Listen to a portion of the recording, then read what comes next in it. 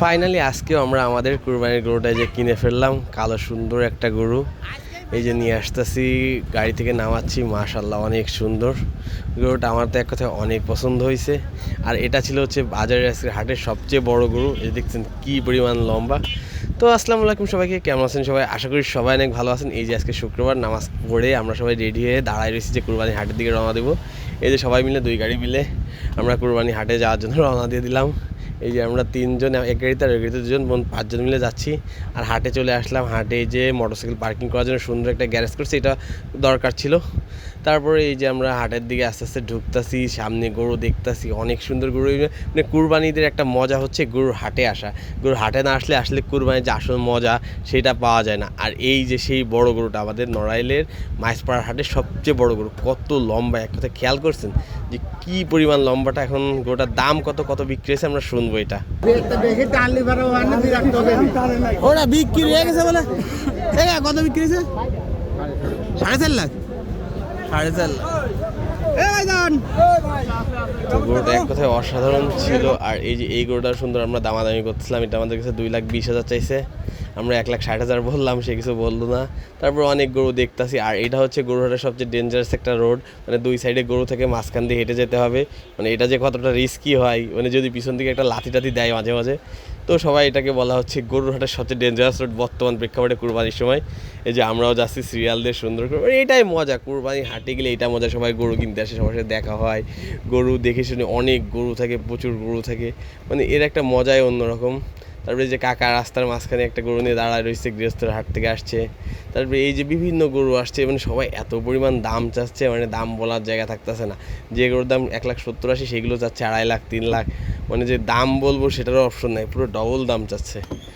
তারপরে এই যে সব গরু দেখতেছি। এই যে এই গরুটা বিক্রি হয়ে গেলো মাত্র 2,60,000 টাকা চাইছিল, 2 লাখ টাকায় বিক্রি হলো। মার্শাল্লাহ সুন্দর গরু কিনছে, আমাদের গরুটাও ঠিক এরকম।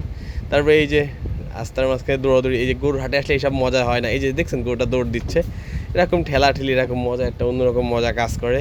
তো ফাইনালি আমরা একটা গরু ঠিক করলাম। এই যে দামাদামি চলতেছে আমাদের, আমি বুঝাচ্ছি যে ভাই এই নাই, সে বলে ভাই না আরও 1,000 দিন, আরও 1,000 দিন। এই করতে করতে অলরেডি 1,000 নিচে নেওয়ার পরে বলে আরও 1,000 দিন, আরও 1,000 দিন। এই নিয়ে খুব দামাদামি চলতেছে, মজা চলতেছে, দেখেন শুনেন। হয়ে গেছে কিনা? ভাইয়ের কাছে, ভাইয়ের বাড়ি কোন জায়গায়? সত্যজিৎপুর। আমাকে গাড়িতে উঠাই দেন, চলেন। ফোন দেবেন, আপনার গরু তো 7 মণ গোস্ত হবে, যদি 1 কেজি কম হয় এই 2 আসবে। ফোন নাম্বার না। তো ভাই আমাদেরকে তাদের ফোন নাম্বারটা দিয়ে দিচ্ছে, যাতে বলতেছে যে আমি বলছি যে গোশ টোশ কোনো ব্যাপার না, বলতে 7 মণ গোশ হবে, আপনি আবার ফোন দিয়ে জানাবেন। এই যে এখন আমরা গরুর কাছে যাচ্ছি, কোন গরুটা কিনছি সেটাই আপনাদেরকে দেখাও। এই যে থাবা দিয়ে দিল ভাই, এই যে কালো গরুটা দেখছেন এটাই আমরা কিনে নিলাম।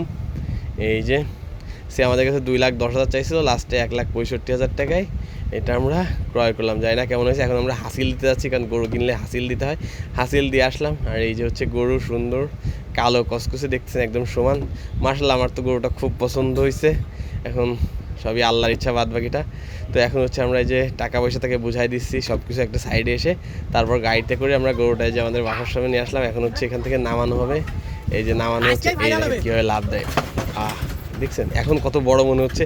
অতগুলো গরুর ভিতরে মনে হচ্ছিল অনেক ছোট, বাট এখন অনেক বড় মনে হচ্ছে গরুটা। মাশাআল্লাহ অনেক সুন্দর হয়েছে। এটা হচ্ছে আমাদের কুরবানির গরু, একদম দেখতেই পাচ্ছেন। আর গরুটা অনেক শান্ত আছে, এখন অনেক শান্ত আছে। খিদা লাগছিল, প্রচুর ক্ষুধা লাগছিল, এই জন্য আমরা এসে পাতা দিলাম সাথে সাথে। তারপরে যে পানি টানি ছিল, পানি আনতে বললাম, তারপরে পাতা খাওয়াই দিচ্ছিলাম, যে প্রচুর ক্ষুধা লাগছে।